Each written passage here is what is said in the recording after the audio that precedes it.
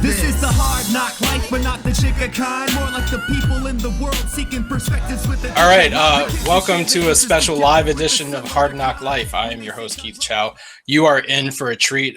We never go live, but I figured why not go live now, because we have a special guest that we've been talking about for a while now. We've been a big fan of this guy.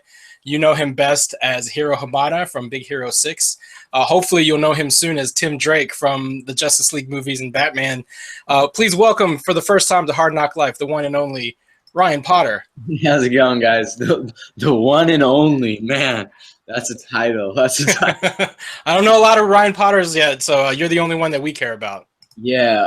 If you Google Ryan Potter, you get like a lot of Ryan Potters in like Nebraska and Alabama. Like 6'2", they played football in high school type deal. And people are like, Ryan Potter, and they look at me and they're like, he doesn't look like a Ryan Potter. Well, like I said, we've been big fans of yours for a while, and going all the way back to when you were on Super Ninjas on Nickelodeon, all the way through Big Hero 6, of course. And the reason that we have you on today is there's been a little brouhaha on the internet. There's a little hashtag called Ryan Potter for Tim Drake. So can you talk a little bit about, one, you've been kind of in the mix for Tim Drake for a long time. I think you first talked about it a couple years ago. What's your familiarity with the character? Well, it's funny. When it comes to like comic books and manga, I've always definitely been I guess a bigger reader and fan of manga. But when I moved to the States, it's a little bit different. The comic book universe here is a lot larger than it is in Japan, and I kind of balanced like reading, whether it was like One Piece or Inuyasha, with watching like Batman Beyond when it first aired, and also just various comic books. Honestly, I'm really trying to remember some of the first ones. The 2000, when they redid the Amazing Spider-Man in 2000, I read those. I'm trying to remember some of the other comic books that, like, I had Astro Boy comic books. I have Speed Racer comic books, but we really have a lot of, I guess, American superhero comic books. And one of the ones that actually, I guess caught my eye was in the Marvel universe, and was Big Hero 6. I actually read those comic books prior to even knowing that Disney was going to make a film out of them. And I guess my main familiarity with kind of the Bat family has always been through the animated series that I grew up watching. Right. Beyond being the number one for me. I went out as that Batman 3 times for Halloween. With muscles in the suit, and I was 9 years old or however old. But I'm not going to sit here and pretend like I know everything about Tim Drake. Right. But there was definitely an interest in the character a couple of years ago. Someone had, I'm really forgetting. I think it was originally someone said, "Hey, you should be Nightwing. Try out for Dick Grayson." And at the time, I was like 18, 19. Right. And I was looking at the character. I'm like, yeah, he kind of looks like mid-20s. It's like not very realistic. But then I kind of looked at some of the other members of the Bat family and was like, oh, well, Tim Drake's something that's kind of cool. And Damian Wayne, I could play maybe like an older Damian. Right. And someone had brought it up to me, and then I ended up talking about it in an interview. And then it went quiet for a while, and then it came back up recently, and it was just like it blew completely out of proportion. Yeah, this is all a big mistake. It was all blown out of proportion. Yeah, but seriously, I don't even know why we're talking about this. And it's really funny, right? Because it's not like Ben Affleck had announced, hey, we got Tim Drake in the movie, and now everyone's like fan casting. It was like, I don't even know if he's going to be in the film. Exactly. I mean, and that's some of the detractors. That's what they're saying. They're like, "Why? What is the big deal?" Because the hashtag went viral, and people are talking about the video, which we'll talk about in a second. But I think what's interesting is that I was curious of what was the origin story of this like newfound kind of interest in it, because you had tweeted out something a couple weeks ago that said like Tim Drake's got a nice ring to it, and that, I think that's what blew it up, right? What prompted that tweet about the, you know? It's funny because I actually just like the name. You weren't even talking about Robin. Nice ring to it. Like, I meant that the name actually sounds nice. But I think it was one of I retweeted somebody's like Ryan Potter for Tim Drake, and that got a lot of attention. And then I looked into the character. I went on Wikipedia. I looked at all the different issues he was in, and his backstory, and, you know, his relationship with his father, and his relationship with Stephanie Brown, and how he approached Batman, you know, and kind of brought him back to, you know, a lot of those ground rules that Batman kind of set for himself that he started to lose after, you know, I don't want to butcher it. Yeah, Jason. Don't want to butcher it because No, you're good. Then the fanboys. Oh yeah. But, you know, he kind of goes to him, and he puts two and two together and realizes who's who, and goes, "Yo, I know who you are. I will sign whatever papers I need to sign. But I would like to be Robin, and I need to be Robin because you are going off the rails." Right. And, there's something about that I resonated with, you know, like I'm that friend in a lot of people's lives, not to overstep my boundaries, but to, you know, I guess to be a good friend is like, yo, you need to get your stuff together. 'Cause you're doing too much of this or not enough of that. And it's like, I was like, Tim Drake took the initiative to let Batman know, yo, you need to fix it right now. Right. And I don't know, there's something really cool about that.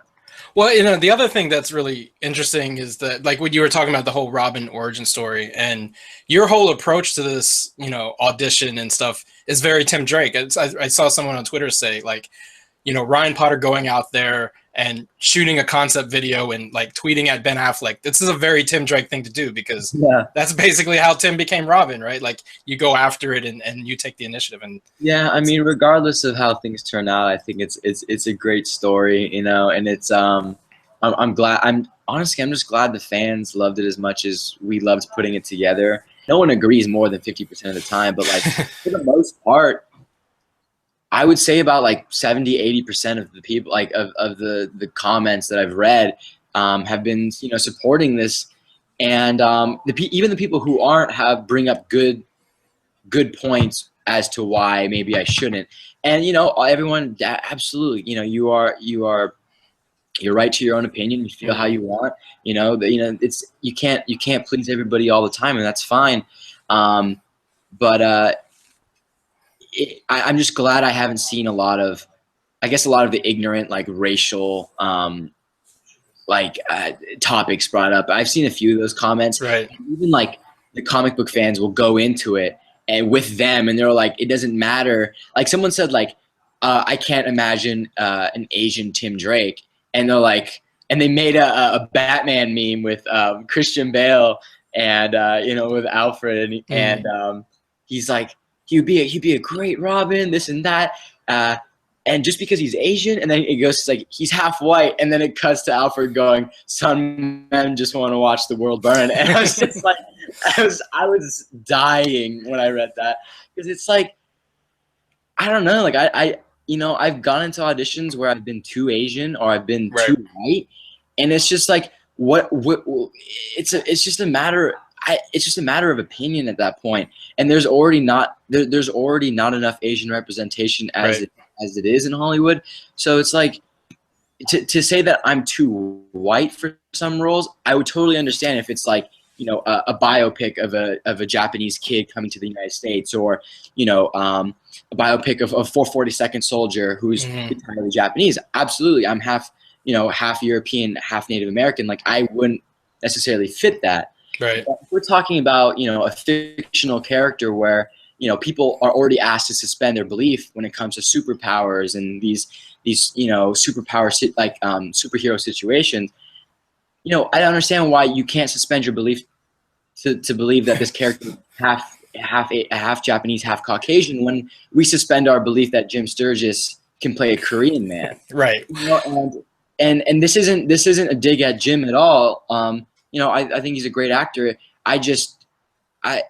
it blows my mind that yellowface is still it exists in Hollywood, especially when, blackface has been gone for a very long time. And if it ever does come up, it is immediately attacked, and it's shunned. But yellowface is still kind of this, oh yeah, the Asian American community didn't really speak up about it, so we kind of let it slide, But there are people in in our community when we're absolutely fed up with it. Yeah. And not to tangent and go a little bit off topic, but that's something that was really important about this, and it was and not necessarily for me to campaign for this role, but it was to talk about the lack of diversity and the proper representation, because there is representation. Absolutely. I'm not going to sit here and complain that there's no Asian faces in film and television, but it's not enough.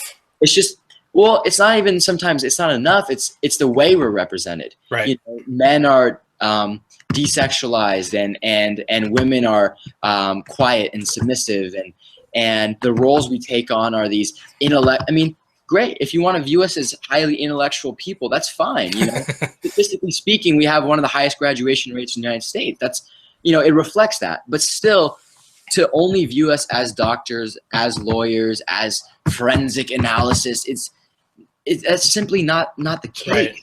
Right.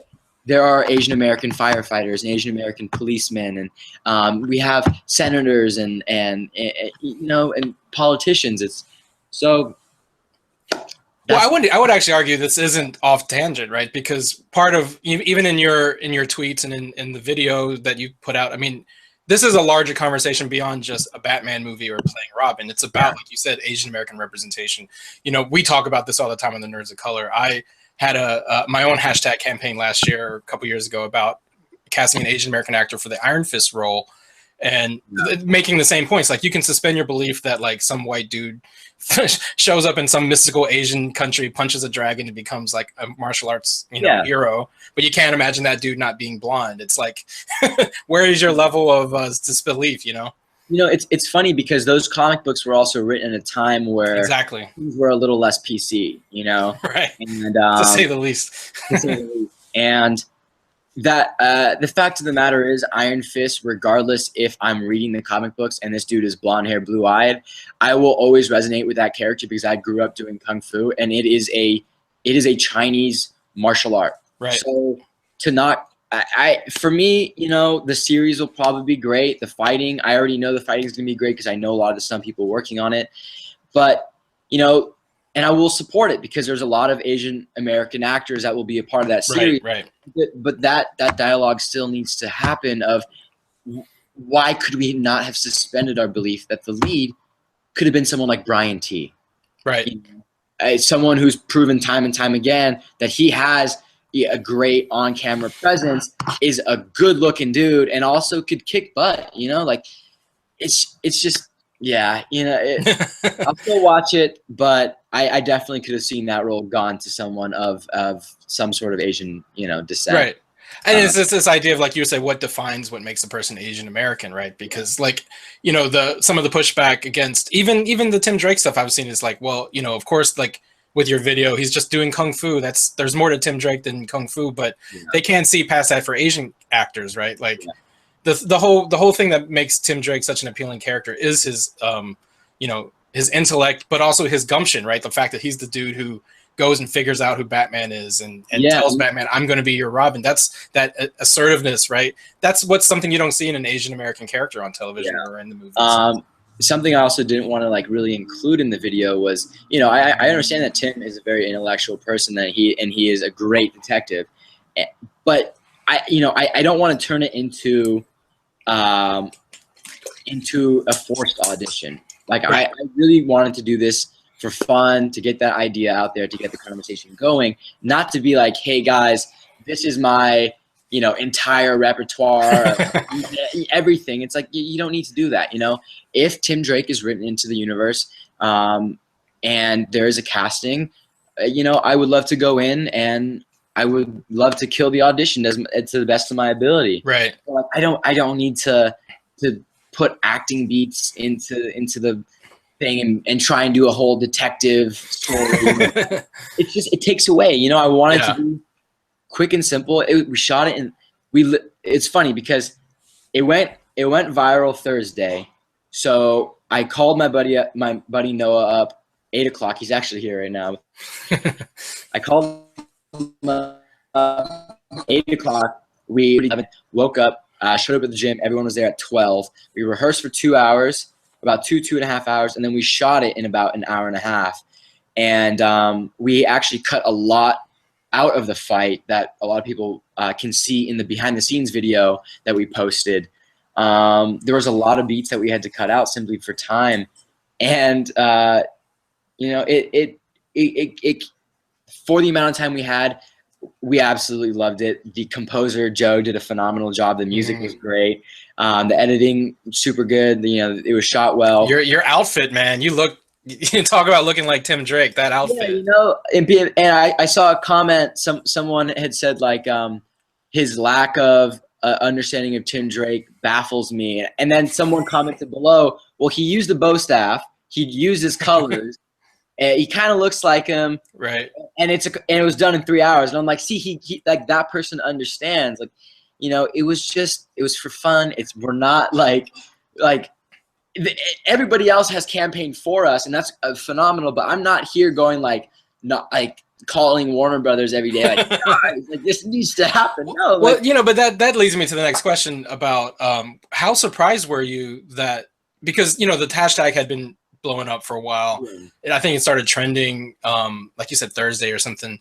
But then the video, when you put that online, that just put it like to the stratosphere, right? Because like you were in EW and Hollywood Reporter was talking about it. I'm sure like higher ups were starting to like hear it. It was going beyond just crazy fans on the internet. You know, what was your reaction to the reaction to your video? We were expecting like 25,000 views. we were just expecting like the couple thousand like Tim Drake supporters to watch it, share it.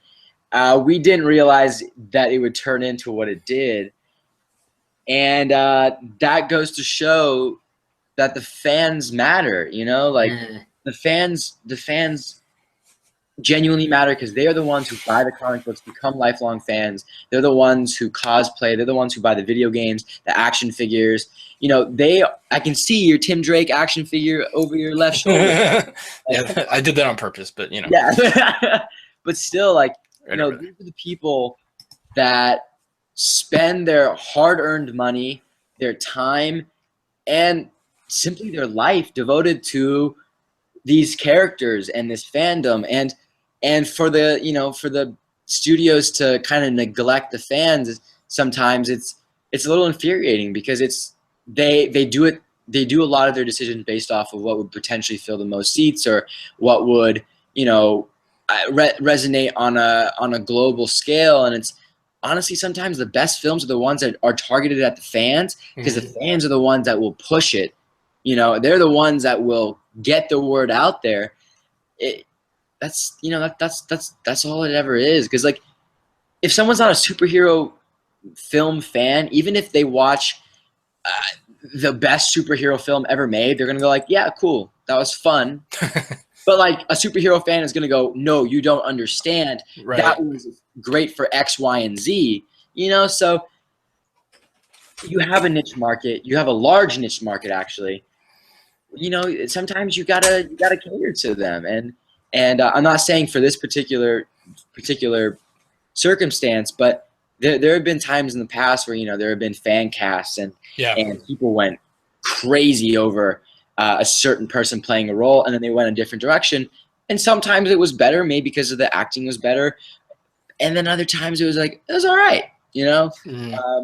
I'm not going to bring up certain cases because I'm not here to not to name names. Yeah, not to name names, but you know, it's how it works sometimes. Well, I mean, I think part of why the Tim Drake thing blew up is that it's just, I think a lot of the things just came together, you know, not just the hashtag campaign and the tweets, but like even the concept of where Batman is in the universe after Batman versus Superman. Yeah. There was allusions to Jason Todd with the Robin costume. They announced Joe Manganiello playing Deathstroke, who's a huge kind of like Teen Titans Robin villain, you know? So like, it makes sense if you think about it that there would be a Nightwing and a Robin and a Tim Drake, like you said, who brings Batman back from the brink because, you know, if you've seen Batman versus Superman, he's in a bad way with the way he is in that movie, and he needs a Robin to, like you said, bring him back from the brink. So it just kind of makes sense for a solo Batman movie. And then, of course, with the campaign and then your video, it just, you know, they're writing the movie now, so hopefully Jeff Johns is listening, Ben Affleck is listening, because like you said in your video, Batman needs a Robin, right? I really do. I mean, the Robins we've seen in live action, I haven't been a huge fan of. People will get into, you know, heated discussions over this, but that's just my personal opinion. And you know, growing up watching Teen Titans, man, Robin was so badass, right? So badass, you know. And what, it was like season 2. I'm forgetting how many seasons there were, but it was later. There weren't that. It was later in the seasons when he becomes Nightwing. like. No, he doesn't become Nightwing. He becomes like Deathstroke's pawn. Oh, you're talking about Teen. I was thinking Young Justice for some reason. Yeah, you were. No. I'm talking about Teen Titans. Yeah. 05. Like the original Teen Titans. Yeah. He becomes like Deathstroke's pawn, and that was one of my favorite like arcs. Watching Robin fight the rest of the Teen Titans. And it was dude, I get goosebumps every Saturday morning watching that show growing up as a kid. So, you know, we just wanted to bring back a little bit of that. You know, he's a very charismatic character. He's a good leader because he has a great moral compass. He's a smart guy. He's not like, you know, the craziest, most strong, you know, right. When it comes to combat ability, but he's a smart kid, you know. And when you watch Teen Titans, the amount of smoke bombs that dude used in like every fight, and he was always running around bouncing off things. And you watch it and you realize he only maybe threw 2 or 3 punches, a couple kicks, and a couple strikes with the bow staff. It's not like long, crazy fight scenes, but he always ends up on top somehow because of, you know, the way he positions people and like knocks them into stuff. And right. And you know, that's kind of how we wanted to portray this character in the fight. Because, you know, he's got fighting ability, but he understands how to manipulate people. You know, like when I threw the like. It went a little undernoticed, but like I had a phone in my pocket and I threw it at one of the guys. Yeah. We were gonna do an insert of me picking up the phone and having missed calls from Stephanie. But, yeah, so like that would have been nice, but we just didn't have the time. Yeah. But I would, you know, pull him. So it wasn't like a crazy aerial strike kick. It was just like if you pull a dude and he lands on his head, like that's gonna knock him out, you know. So we wanted to bring a lot of that, like I guess that intellectual fighting too. You know, like me fighting. The bigger guy, Demetrius, we had a quick moment where I was going to like punch him and kick him and it wasn't going to do anything, and we would have gotten a comedic beat out of that, but didn't have time. So instead, we were like, well, what's a quick way how I can use his size and my weight to take him down? And that's how that, you know, that jump to the knee and landing on him kind of worked out. You know, it's like you're not going to go up to someone that's literally a foot and a half taller than you and try and duke it out. Not going to happen. It's, you know, so we didn't have like a witty banter, intellectual detective scene, but we tried to convey that through the fighting as well. Well, I mean, the one thing about Robin is that even though he's a sidekick, he's probably one of the most iconic superheroes like ever. And I think those tights, man, those green tights, man. But having representation in a character like that, I think is important. And like you said, this conversation is more about one particular actor or one particular role. It's more about this idea of diversity and inclusion and making our favorite superheroes look like what the world looks like today, considering that these were all created 80 years ago. So, yeah. I mean, like I said, we've been fans of yours for a while. We've been rooting for you. I was rooting for you to be Spider-Man a couple years back. So, you know, here's hoping that the folks over at Warner Brothers are paying attention to this whole conversation, and even if they don't cast you, that they open up some of the roles to all types of people. Absolutely, it's just more diversity on screen in general, man. That's the main message, and it's not even targeted at Warner Brothers and the DC universe. It's the whole system. The whole system in general. You know, we George Takei has been fighting the good fight for so long, and it's just like I feel for the guy because it's like man, like. there's bigger things he needs to worry about at age. He's like he has been, and he never complains about it. He's always down to talk about it. But sometimes it's just like, God, I don't want to beat the same subject over the head. So it really is going to land on these, the younger generation. For me, Brandon Suhu, Boo Stewart, and then the generation that's older than us, Brian T, Daniel Henney, Daniel Day Kim, for us to really speak out and get vocal about this stuff, because it's we as a community just need better representation. And I keep saying it, but we really do. It's infuriating hearing that one of my favorite all-time Japanese, animes and mangas, Ghost in the Shell. Ghost in the Shell is being whitewashed with Scarlett Johansson, right? And it's not the only one. I mean, even in our superhero movies we're talking about, with Doctor Strange having Caucasian actors playing Asian characters. I mean, it's the like you said, it can't go just one way. It can't be okay to whitewash people of color and then throw a fit when a person of color wants to play a white character. Exactly. I would hold absolutely no reservations against any other ethnicity playing Robin as well. Like, I'm not gonna, if Robin gets cast as Caucasian, all right, that happens. Like, I'm not gonna hate on the fact that it's that he is Caucasian, and I'm not gonna hate on the fact that if he gets cast, if Boo Boo Stewart ends up playing him, or if, I don't know, Michael B. Jordan, just throwing random people out there. Regardless, there's no issue. It's just diversity in general. So that's the main thing. I'll leave that as the final word. Thank you again so much for taking time out to talk to us about Tim Drake and all of these issues, because like you said, ultimately it's about representation, and that's what's important to us at the Nerds of Color. So. Yeah. Awesome, man. Well, thank you so much for your time, Keith. Thanks, Ryan. And thank you guys for listening and watching us on the Hard NOC Life. We'll see you next time. All right. Bye, guys. Thank you.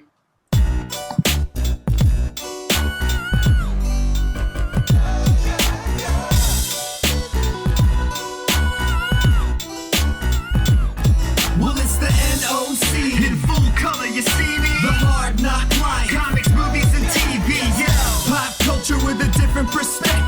Watch it on your screen, hit play, so check this. This is the Hard NOC Life, but not the chica kind. More like the people in the world seeking perspectives with a different line. The kids who share the interest together with a similar kind. When they said John Glover for Spider-Man, they didn't mind. The activists, directors, comments, and the lectures. Fanboys, professional artists, and professors. Maybe a nerd who's just like you, talking about the things that you like too. So I invite you to the NOC in full color, you see me? The